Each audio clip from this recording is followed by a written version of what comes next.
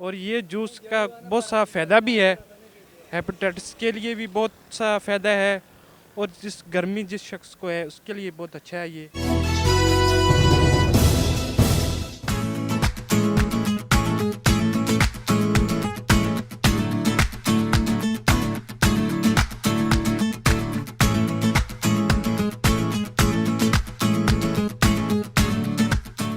अस्सलाम वालेकुम, मेरा नाम महिबुल्ला है।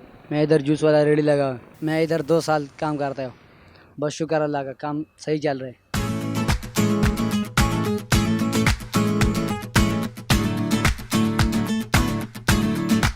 सुबह 7 बजे आता है उस्ताद, वापस ये 6 साढ़े 6 बजे जाते हैं। रोज़ाना तो नहीं, ये एक सूज़ा क्या लाते हैं, एक सूज़ा के लाते हैं, और हफ्ता या 2 हफ्ते वो चल गया फिर और ले। सर्दियों में बस इधर चली लगाते।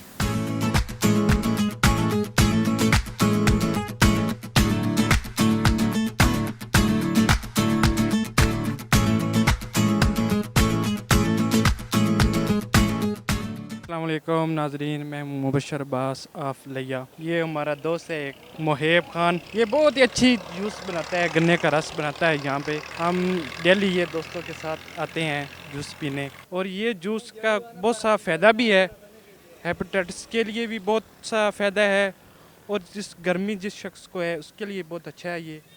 आप यहाँ आएँ और जूस पिएँ। अस्सलाम वालेकुम।